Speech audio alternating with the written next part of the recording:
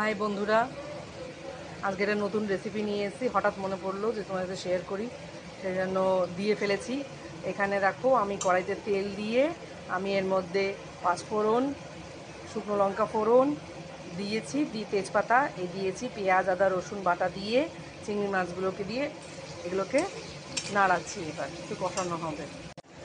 এই দেখো, আমি এর মধ্যে এবার নুনটা, হলুদটা, গরম মশলার গুঁড়ো এটা দিয়ে দিচ্ছি স্বাদ মতো। এবার দেখো, ধনে জিরে গুঁড়ো দিয়ে দিলাম স্বাদ মতো 2 চামচ। দেখো, ওই চিংড়ি মাছের খোসাগুলো ছিল ভেতর মাংসটা, সেটা পেস্ট করে দিয়ে দেবে, ভালো ফ্লেভার আসবে।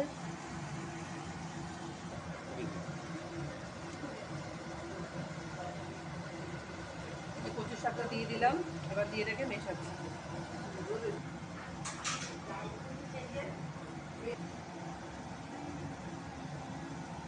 এই যে দেখো, এই অবস্থায় মোটামুটি হয়েছে।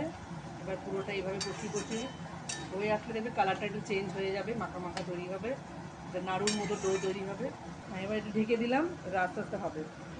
এই যে দেখো, হয়ে যাওয়ার পর এই যে এরকম কালারটা চলে আসবে, তাহলেই বুঝতে পারবে। একটু লেগে লেগে যাবে, পোড়া পোড়া হবে। এরকমভাবে রান্না করবে, তোমরা সবাই মিলে খাবে। আর বেশি করে লাইক সাবস্ক্রাইব করবে। বাই।